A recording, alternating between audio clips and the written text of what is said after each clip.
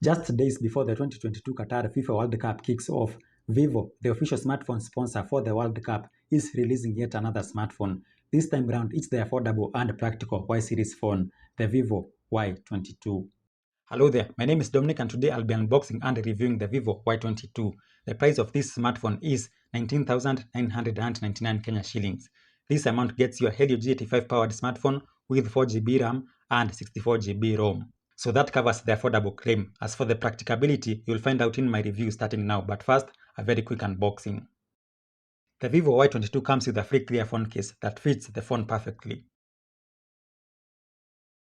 The other accessories include some paperwork, USB cable, SIM ejector tool, and finally an 18-watt charger. The screen guard comes already installed on the display. The Y22 employs a boxy design with straight edges and curved corners. The plastic back cover has this interesting pattern. It's made up of interlocking squares which glimmer differently when hit with the light from the same angle. There's no need of constantly wiping fingerprints on the back cover since it's a fingerprint-proof surface. The same size twin camera rings at the back complete the great look of the phone. Physically, these are the ports on the Y22. Starting at the bottom, you have the speaker holes, USB Type-C port, microphone, and a headphone jack. To wake up and unlock the phone, you can use the fingerprint scanner which is built into the power key. It's very fast.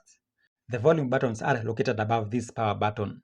The left side of the phone is a smooth edge, and finally the SIM tray is located at the top. It can hold one SD card and two nano SIM cards.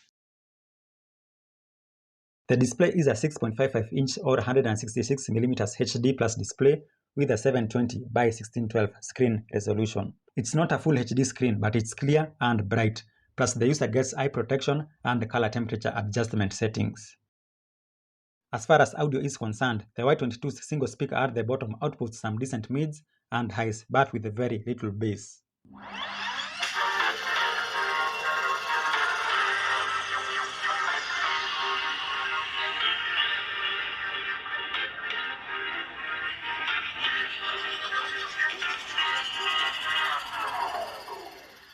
For better bass, I would suggest that you use a set of quality headset or headphones. You will get much better audio quality that way. The Y22 is powered by a MediaTek Helio G85 chipset with a Mali G52 MC2 graphical processing unit. The official 4GB of RAM can be extended further by 1GB. This uses part of the storage as RAM, and the only choice is 1GB for a total of 5GB RAM. For media consumption like watching videos on YouTube, Instagram, or TikTok, this processor is more than suited for the job. That's because this processor is best suited for gaming. Multitasking on the Y22 is a breeze since it can hold multiple apps in the background for faster switching between apps. The Ultra Game Mode feature lets you choose the CPU and battery settings that you want. For example, Battery Saver mode will result in longer battery life, but the game might lag a little. So this is best used with small simple games like puzzle games. Heavier games will benefit from the boost setting, which heavily relies on the GPU for smoother performance. The Y22 has a dual camera setup at the back. The main lens at the top is 50 megapixels and the other one is a 2 megapixel macro lens.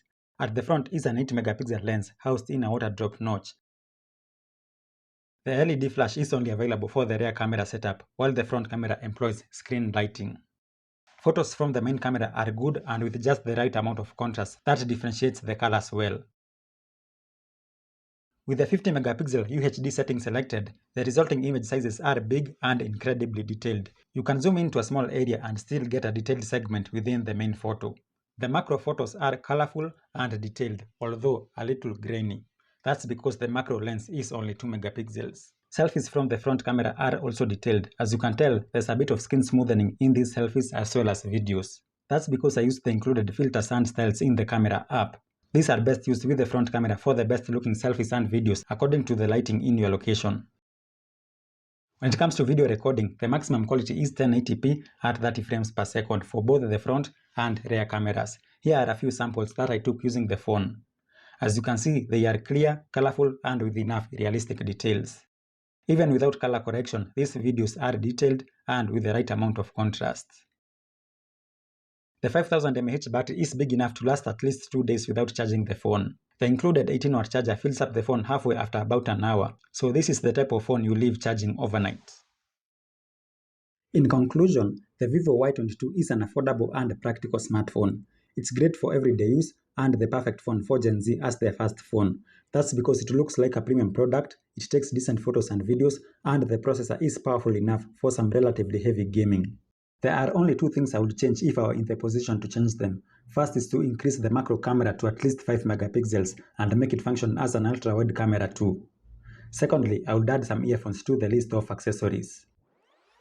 That's it. Thank you for watching. Let me know what you think of the vivo Y22 in the comments below. Let's meet in the next video, and goodbye.